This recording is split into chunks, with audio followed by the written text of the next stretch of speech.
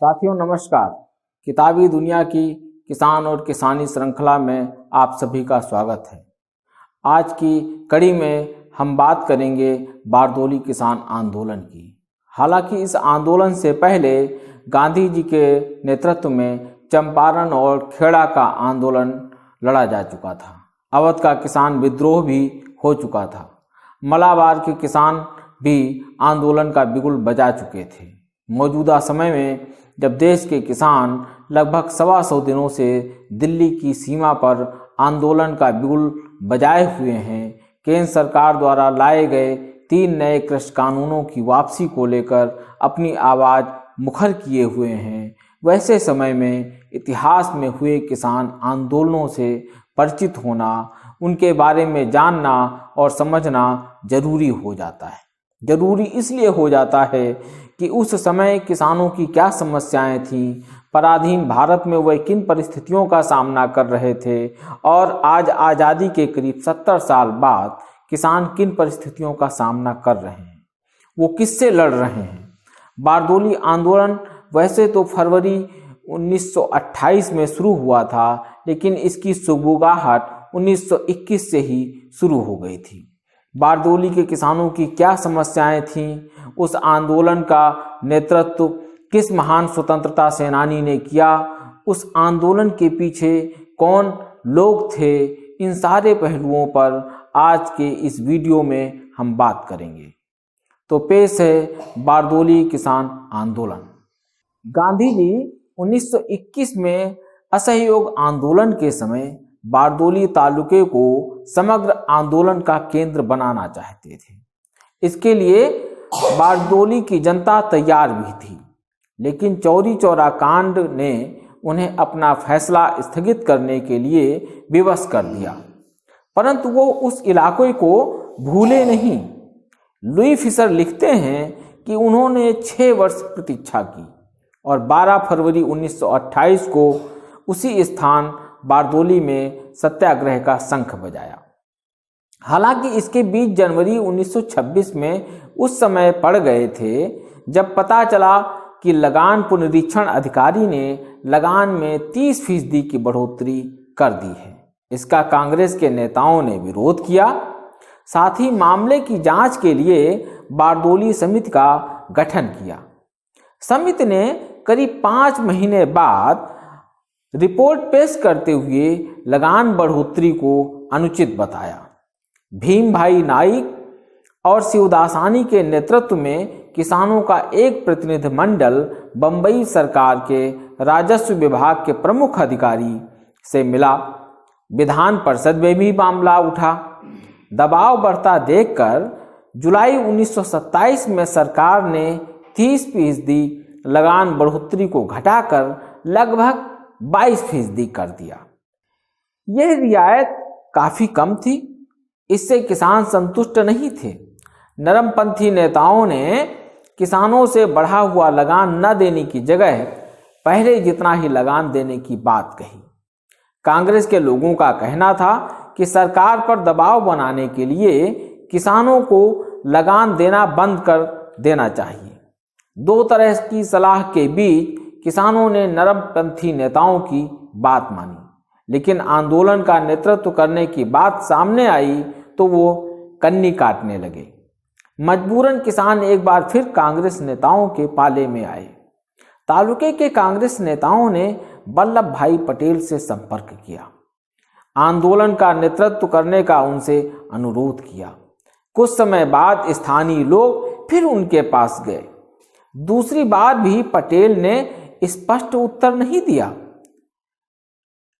इस तरह तीसरी बार बड़ी संख्या में लोग उनके पास पहुंचे।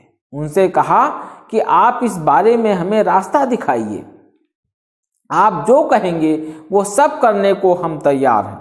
हम मर मिटेंगे, तबाह हो जाएंगे, लेकिन सरकार के इस अन्यायी निर्णय के बस नहीं होंगे। इसी बीच कादोद संभाग के बामनो गांव में 60 गांवों के प्रतिनिधियों की बैठक हुई, जिसमें वल्लभ भाई पटेल को आंदोलन का नेतृत्व करने के लिए औपचारिक रूप से आमंत्रित किया गया और जनवरी 1928 के आखिरी हफ्ते में किसान समिति के सदस्य और स्थानीय नेता वल्लभ भाई को बारदोली आने का निमंत्रण देने के लिए अहमदाबाद पहुंच गए। वल्लभ भाई पटेल ने निमंत्रण स्वीकार कर लिया और 5 फरवरी 1928 से पहले बारदोली आने का आश्वासन भी दिया। स्थानीय नेता गांधी जी से भी मिले, उनके सामने अपनी बात भी रखी। गांधी जी ने नेताओं की परीक्षा ली। सभी प्रश्नों की छानबीन करने के बाद गांधी जी को लगा कि किसानों की मांग उचित है, सरकार उनके साथ अन्याय कर रही है। इस अन्याय को खत्म करने के लिए किसानों को कष्ट उठाकर भी सरकार से लड़ना चाहिए, ऐसा गांधी जी मानते थे। उन्होंने वल्लभ भाई से पूछा, बारदोली की जनता की शिकायत क्या सच्ची है? क्या उसके साथ अन्याय हुआ है? वल्लभ भाई बोले, मुझे विश्वास हो गया है कि जनता की शिकायत उचित है और उसके साथ घोर अन्याय भी हुआ है। इस पर गांधी जी ने कहा कि तो फिर जनता को सरकार से लड़ जाना चाहिए। तालुके के नेताओं ने पूछा कि यदि हम पुराने हिसाब से जमीन महसूल भर दें और नया बढ़ा हुआ महसूल न भरें तो कैसा हो? समूचे तालुके के लोग ऐसा करने को तैयार हैं। गांधी जी ने कहा कि यह गलत होगा। ऐसा करने से सरकार किसानों के पैसे से ही किसानों से लड़ेगी, उसे तरह तरह से सताएगी। उन्होंने कहा कि यदि सरकार से लड़ना है तो इस शर्त के साथ लड़ा जाए कि हम मूल महसूल भरने को तैयार हैं, लेकिन सरकार महसूल में की गई बढ़ोतरी को रद्द नहीं करेगी तो हम एक पाई भी नहीं भरेंगे। इस मामले में गांधी जी ने वल्लभ भाई से पूछा तो उन्होंने बताया कि मैंने पूरे मामले की जांच कर ली है, मुझे सरकार के खिलाफ लड़ना उचित मालूम होता है। गांधी जी समझ गए कि वल्लभ भाई ने निश्चय कर लिया है। इस पर वो बोले कि तब तो मुझे यही कामना करनी चाहिए कि विजयी गुजरात की जय हो। गांधी जी ने इस आंदोलन का संचालन खुद नहीं किया, बल्कि वो दूर से नजर बनाए रहे, उस पर समाचार पत्रों में लेख और टिप्पणियां लिखते रहे। इस आंदोलन की कमान वल्लभ भाई पटेल के हाथ में थी और उनके सहायक थे अब्बास तैयब जी। वल्लभ भाई पटेल 4 फरवरी 1928 को बारदोली पहुंचे। उस दिन वहां आयोजित सभा में 80 गांवों के लोग शामिल थे। वल्लभ भाई ने हर गांव के जत्थे से बात की, उसकी थाह लेने की कोशिश की। सभी ने अपने गांव और समूह का ब्यौरा उनके सामने रखा। एक बैठक के दरमियान नरमपंथी नेताओं ने किसानों से कहा कि आंदोलन के तमाम संवैधानिक तरीके असफल हो गए हैं, ऐसे में अब वो वल्लभ भाई पटेल के सुझाए तरीकों पर काम करें। वल्लभ भाई ने किसानों को स्पष्ट कर दिया कि प्रस्तावित आंदोलन के क्या क्या नतीजे हो सकते हैं। उन्होंने इस मसले पर विचार करने के लिए किसानों को 1 हफ्ते का समय दिया। इसी के साथ वल्लभ भाई ने तालुके के एक बड़े जमीन मालिक और नेता से पूछा, आपका क्या मत है? वह भाई बोले, 4 आदमी भी सच्चे होंगे तो सारा तालुका उनके साथ टिका रहेगा। वल्लभ भाई ने पूछा, 4 आदमी कौन? उन भाई ने उत्तर दिया, 4 नेता। वल्लभ भाई ने अगला सवाल किया, उनमें आप शामिल हैं या नहीं? उन सज्जन ने कहा, नहीं साहब, मैं तो उन 4 के पीछे चलने वाला हूं। इस पर वल्लभ भाई ने कहा कि ऐसे 4 नेता खड़े हो जाएं जो महसूल वृद्धि के खिलाफ लड़ी जाने वाली इस लड़ाई में मरने खपने को तैयार हो। और क्षण भर में 4 आदमी खड़े हो गए। इस तरह सभी की परीक्षा कर लेने के बाद वल्लभ भाई ने आंदोलन का नेतृत्व करने का मन पक्का किया। 1 हफ्ते विचार करने वाले समय के दरमियान वल्लभ भाई ने बंबई के गवर्नर को पत्र लिखा, जिसका जवाब नहीं आया। तत्पश्चात वो 12 फरवरी 1928 को बारदोली लौटे। स्थानीय नेताओं और किसानों के साथ बैठक की। प्रस्ताव पास हुआ। बारदोली के खातेदारों की यह परिषद प्रस्ताव पास करती है कि हमारे तालुके के जमीन महसूल में सरकार ने जो वृद्धि लेने की घोषणा की है वह हमारे मत से अनुचित, अन्यायी और अत्याचारपूर्ण है। इसलिए जब तक सरकार वर्तमान महसूल को पूरे महसूल के रूप में लेने के लिए तैयार न हो अथवा निष्पक्ष पंच द्वारा जमीन महसूल की वृद्धि की फिर से जांच कराने को तैयार न हो, तब तक सरकार को एक पाई भी महसूल न दिया जाए और इसके फलस्वरूप सरकार जब्ती करे, जमीन खालसा करे या अन्य जो भी कदम उठाए उनसे होने वाले सारे कष्ट सहन किए जाएं। यदि सरकार इस वृद्धि को छोड़कर मौजूदा महसूल को पूरे महसूल के रूप में लेना स्वीकार करे तो उतना महसूल बिना किसी झगड़े के तुरंत भर दिया जाए। प्रस्ताव का समर्थन करने वालों में गांवों के बड़े जमींदार से लेकर सामान्य किसान तक शामिल थे। उसमें सभी जातियों और धर्मों के लोग शामिल थे। किसानों ने प्रभु और खुदा के नाम पर शपथ ली कि वह लगान नहीं देंगे। प्रस्ताव पास होने पर गीता और कुरान का पाठ हुआ। इमाम साहब ने कुरान शरीफ की आयत सुनाई। हिंदू मुस्लिम एकता वाले कबीर के भजन और दोहे गाए गए। राम धुन का गायन हुआ। इसी के साथ सत्याग्रह शुरू हो गया। सत्याग्रह के संचालन के लिए पूरा तंत्र बनाया गया। वल्लभ भाई के नेतृत्व में जांचे परखे लोगों का एक मंडल बना था, जिसमें शामिल लोग अपने साथियों को लेकर बारदोली तालुके में डाली गई छावनियों में बैठ गए। इन सभी के लिए वल्लभ भाई इंजन का एक तरह से काम कर रहे थे। गांधी जी का आशीर्वाद तो उन्हें मिल ही रहा था। आंदोलन की सेना के रूप में लगभग 1500 स्वयंसेवी और करीब 100 राजनीतिक कार्यकर्ता काम कर रहे थे। स्वयंसेवकों में ज्यादातर छात्र शामिल थे। आंदोलन का अपना प्रकाशन विभाग से लेकर खुफिया विभाग तक काम कर रहा था। आंदोलन के प्रति लोगों को जागरूक करने के लिए बैठकों, भाषणों, पर्चों आदि का इस्तेमाल किया गया। महिलाओं को जागरूक करने पर विशेष बल दिया गया। इसके लिए बंबई की पारसी महिला मीठूबेन, भक्तिबा, मनीबेन पटेल, शारदाबेन शाह और शारदा मेहता को विशेष रूप से जिम्मेदारी दी गई। इसी का परिणाम था कि अनेक बार बैठकों में पुरुषों से अधिक महिलाओं की संख्या होती थी।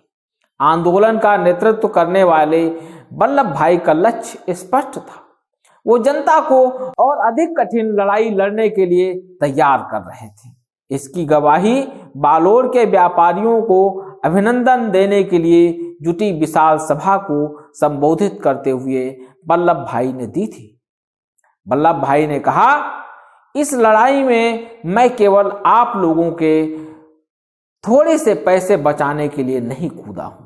मैं तो बारदोली के किसानों की लड़ाई द्वारा गुजरात के सारे किसानों को पाठ सिखाना चाहता हूं। मैं उन्हें यह सिखाना चाहता हूं कि अंग्रेज सरकार का राज्य सिर्फ उनकी निर्बलता के कारण ही चलता है। आप ही देखिए कि एक ओर तो सरकार प्रजा के हाथ में मुल्की शासन सौंपने की बात करती है और दूसरी ओर यहाँ किसानों की जमीनें खालसा करने की चाल चल रही है। यह सब कोरी धमकियां हैं। जिससे सरकारी नौकरी करनी है वो इन धमकियों से डर सकता है। किसान के बेटे को इनसे डरने का कोई कारण नहीं है। उसे तो विश्वास होना चाहिए कि ये जमीन हमारे बाप दादों की थी और हमारी ही रहेगी। किसान की जमीन तो कच्चा पारा है। जो उसे आज की स्थिति मिलेगा उसको वो पचेगी नहीं, उसे वो बर्बाद कर देगी।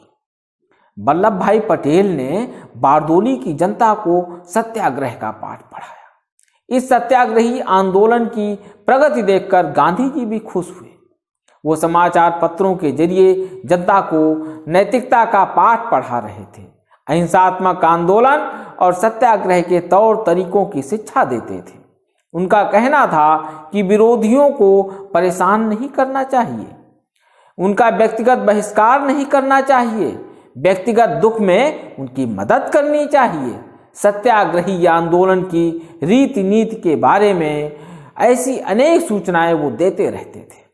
इसके उलट सरकार बारदोली के आंदोलनकारियों का नैतिक साहस डिगाने के लिए एक पर एक कुचक्र रच रही थी, पर वो कामयाब नहीं हो रही थी। जनता उल्लास की तरह आंदोलन को गति देने में लगी रही। इसी बीच कन्हैयालाल मुंशी बारदोली गए तो जनता का उत्साह देखकर वो चकित रह गए।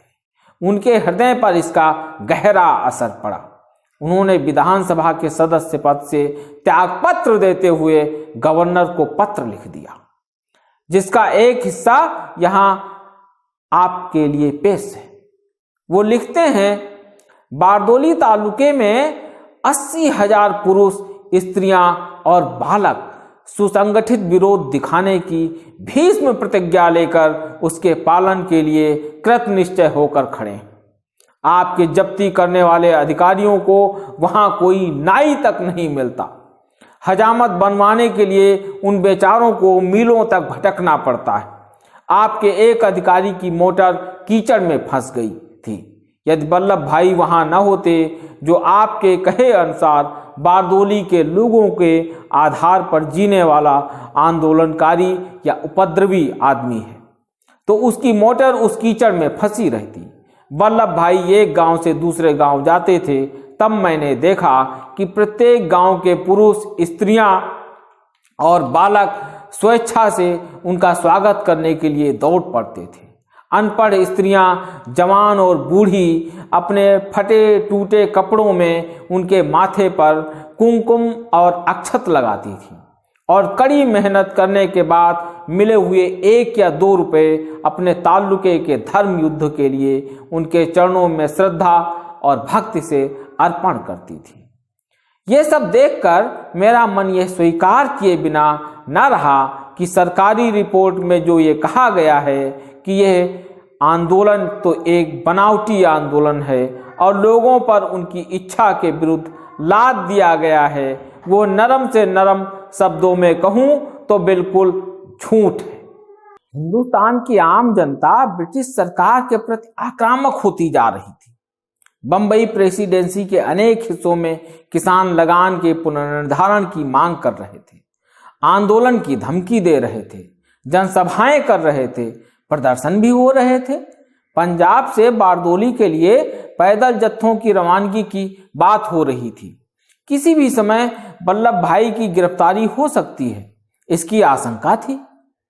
इसे देखते हुए गांधी जी 2 अगस्त 1928 को बारदोली पहुंचे। उनका आशय था कि सरकार अगर वल्लभ भाई को गिरफ्तार करेगी तो वो आंदोलन की बागडोर संभाल लेंगे। सरकार पर बारदोली आंदोलन को खत्म करने का दबाव बढ़ रहा था। इसके बावजूद वो झूठ, फरेब और धमकियों का सहारा ले रही थी। किसानों और उनके नेताओं के रुख को देखते हुए सरकार अपने को घिरा महसूस कर रही थी। वो मुंह छिपाने का बहाना खोज रही थी। इसी दरमियान बंबई सरकार की काउंसिल के सदस्य सर चुनीलाल मेहता ने कन्हैयालाल मुंशी को गांधी जी और वल्लभ भाई के पास भेजा। उनसे समझौते का मसौदा हासिल किया, जिसे लेकर वो गवर्नर के पास गए। उधर आंदोलन चरम पर था। गांधी जी स्थिति का आकलन करने के लिए बारदोली में थे। वो किसानों की थाह लेना चाहते थे। उन्होंने किसानों से पूछा कि माना कि सरकार वल्लभ भाई को जेल में डाल दे तो आप लोग दब तो नहीं जाएंगे? ये सवाल गांधी जी ने किसानों से किया। किसानों ने कहा, हम क्यों दबेंगे, हम तो लोहा थे। वल्लभ भाई ने पानी पिला पिला कर हमें सच्चा फौलाद बना दिया है, इसलिए हम एक ही बात समझते हैं कि जान पर खेलकर भी हमें अपनी टेक पर डटे रहना चाहिए। गांधी जी बोले, यह तो लड़ाई की तैयारी की बात हुई, लेकिन अगर सरकार से समझौता हो तो उसके लिए आप लोग तैयार हैं ना? क्योंकि समझौते के बाद भी बहुत बड़ा काम करना है, वो बड़ा मुश्किल काम होगा। वल्लभ भाई के कहते ही पुराना महसूल भर देना होगा और यह सिद्ध कर दिखाना होगा कि महसूल बढ़ाने जैसी स्थिति बिल्कुल नहीं है। ब्रिटिश सरकार जिस बहाने को खोज रही थी वो उसे गांधी जी और वल्लभ भाई की ओर से भेजी गई समझौते की शर्तों में मिल गया। लुई फिशर लिखते हैं, 6 अगस्त को सरकार ने घुटने टेक दिए। उसने वादा किया कि सब कैदी छोड़ दिए जाएंगे, कुर्क की हुई सब जमीनें वापस कर दी जाएंगी, कुर्क किए जानवर या उनकी कीमतें लौटा दी जाएंगी और मूल बात यह कि बढ़े हुए टैक्स मंसूख कर दिए जाएंगे। अंततः सरकार ने समझौता कर लिया। वो इस बात पर राजी हो गई कि सरकार बढ़े हुए लगान की वसूली पर जोर नहीं देगी। इस तरह बारदोली के सत्याग्रही आंदोलन की जय जयकार हुई, वहां के किसानों की जय जयकार हुई। गांधी जी और वल्लभ भाई ने दिखा दिया कि उनका हथियार कारगर सिद्ध हुआ। बारदोली सत्याग्रह में वल्लभ भाई पटेल को सरदार की उपाधि मिली। अब वो सरदार वल्लभ भाई पटेल हो गए। उन्हें यह उपाधि बारदोली की महिलाओं ने दी। इस तरह एक नेतृत्वकर्ता के रूप में सरदार वल्लभ भाई पटेल को ख्याति मिली तो सारे भारत में गुजरात की प्रतिष्ठा बढ़ी। साथियों, बारदोली का आंदोलन आपके सामने मैंने इस श्रृंखला में पेश किया। बारदोली के आंदोलन और मौजूदा समय के आंदोलन के तार को जोड़कर देखिएगा, बहुत सारी चीज़ें बारदोली के आंदोलन से और इस आंदोलन में मेल खाती नजर आती हैं। उदाहरण के तौर पे बारदोली के आंदोलन में महिलाओं की बड़े पैमाने पर भूमिका आपको देखने को मिलती है, तो मौजूदा आंदोलन में भी महिलाओं, लड़कियों, बच्चों की बड़े पैमाने पर भूमिका देखी जा रही है। पराधीन भारत में अंग्रेज सरकार जिस तरीके से चाले किसानों को बदनाम करने के लिए, आंदोलन को बदनाम करने के लिए चल रही थी, क्या आज की सत्ता वही काम कर रही? साथियों, इन बातों को समझिएगा और बारदोली के आंदोलन से, इतिहास में हुए किसान आंदोलनों से सबक लेते हुए मौजूदा आंदोलन को देखिएगा। और अगर आपको महसूस हो कि किसानों का आंदोलन पवित्र है, किसानों की मांगें पवित्र हैं, उनकी मांगें जायज़ हैं, तो उनके साथ खड़े होइएगा।